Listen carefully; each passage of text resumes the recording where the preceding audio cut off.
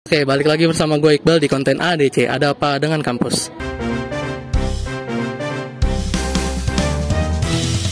Oke, pada hari ini kita akan meliput kegiatan dari BEM-UK, yaitu Seminar Toleransi Kebangsaan, Kedamaian dalam Perbedaan. Oke, mau tahu keseruannya? Ikutin kita terus.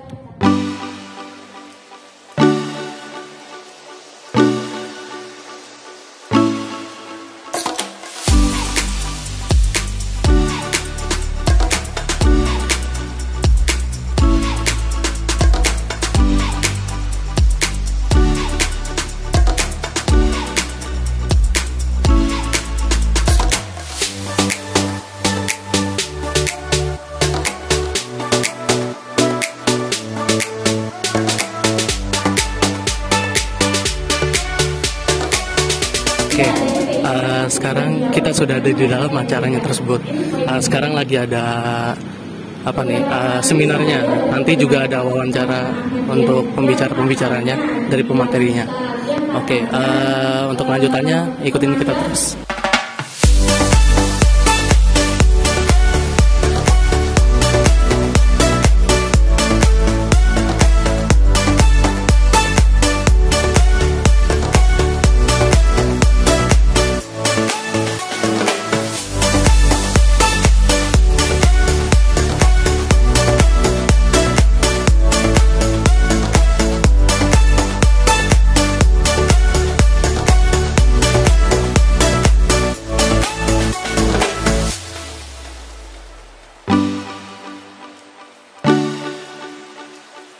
Oke, sekarang gue udah bersama dengan Ketua Pelaksana ya.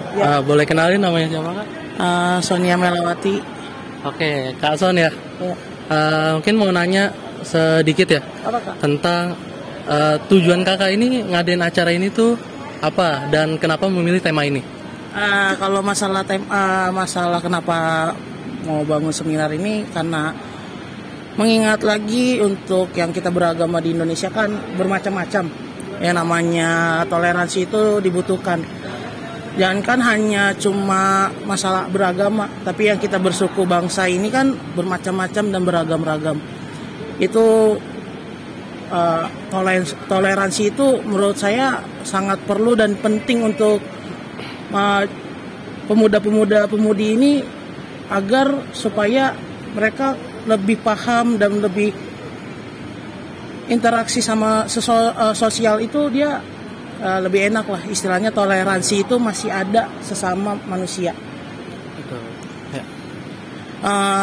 Kenapa ngambil tema kedamaian dalam perbedaan? Karena ya itu balik lagi, kita kan beragam dan banyak perbedaan-perbedaan dari sisi adat, sisi agama itu sangat beragam. Makanya kenapa itu kedamaian, kita mau menciptakan kedamaian dalam perbedaan. Karena ketika damai dalam perbedaan itu membuat kita selaras, apalagi yang berbangsa Indonesia ini. Itu aja sih Kak. Oke, Kak Son, mungkin itu aja. Terima kasih ya Kak. Ya, makasih. Ya. Sekarang gue sudah bersama salah satu pemateri lagi, yaitu Pendeta Winton. Pendeta Winton ya. Winton Sinaga. Bapak mau nanya tentang toleransi beragama, menurut Bapak itu seperti apa? Baik, toleransi beragama itu adalah toleransi sebenarnya memberikan penghormatan kepada orang yang berbeda agama dengan kita, kan gitu. Jadi tanpa harus mengikuti agama orang yang berbeda dengan kita.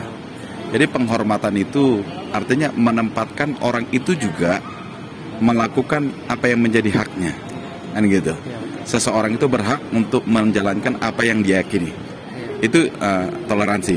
Nah, cuma dari sisi yang lain juga, bagaimana sikap kita kepada orang lain terhadap orang lain itu adalah kita memberikan dukungan juga supaya dia dengan bebas dalam tanda arti untuk menjalankan agamanya, sehingga dengan pemahaman yang dalam tentang agamanya, kita akan bersama-sama mengerti bahwa kita ini manusia diciptakan oleh Tuhan yang sama, ya. Jadi di bangsa yang sama. Jadi kita perlu membangun satu toleransi itu dalam rangka membangun bangsa ini, ya. Dengan keyakinan yang dalam kita membangun bangsa ini, gitu. Oke Bapak, mungkin satu lagi pertanyaan ya. soal UNKRIS, tanggapan Bapak soal UNKRIS ini gimana? Saya mengenal UNKRIS itu sejak tahun 1994 ya. Jadi ya hampir 29 tahun yang lalu kan gitu. Jadi waktu itu pertama kan teman-teman saya banyak kuliah di UNKRIS, saya sering datang sini dan disitulah pertama sebenarnya saya ikut bersama dengan teman-teman di UNKRIS itu untuk membangun terlibat mendukung supaya ada persekutuan sivitas akademik UNKRIS. Dan saya melihat dari dulu UNKRIS itu sangat welcome dengan perbedaan gitu. Jadi biar ini tetap dijaga karena UNKRIS ini adalah universitas yang saya mau katakan yang sangat dikenal dengan toleransinya juga ya.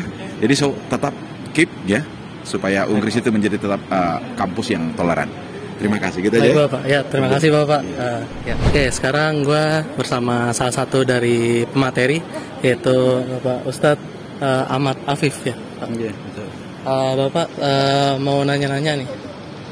Toleransi keagamaan menurut Bapak itu seperti apa? Baik, toleransi dalam beragama artinya mempersilahkan setiap pemeluk agama untuk menjalankan praktik keberagamaannya masing-masing tanpa harus kita mengganggu, tanpa harus kita mencela, tanpa harus kita menghina. Itu salah satu gambaran potret toleransi. Dan juga jangan sampai salah juga dalam memahami toleransi, bukan berarti kita mencampur adukan agama yang ada. Masing-masing dengan posnya, Islam dengan posnya, Kristen, Hindu, Buddha, Konghucu dengan posnya. Bukan kemudian gara toleransi kita campur semuanya, jadi ibadahnya di remix-remix gitu, kan begitu. Kira-kira seperti itu.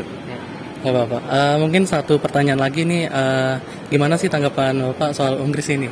Oh, Masya Allah, tabarakallah, Alhamdulillah bisa sampai di UNKRIS ini ngelihat mahasiswa-mahasiswanya jiwa muda punya mengangkat isu tema yang kekinian, toleransi, insya Allah menjadi masa depan yang baik untuk bangsa Indonesia, untuk menjaga kerukunan, keberagamaan, keberbedaan yang ada, karena ngelihat kader-kader di UNKRIS ini dari mahasiswa, insya Allah ke depan Indonesia jauh lebih baik.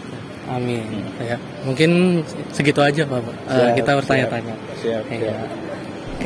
Oke, sekarang gue sudah berada di sini dengan salah satu pemateri, yaitu dengan siapa Kak?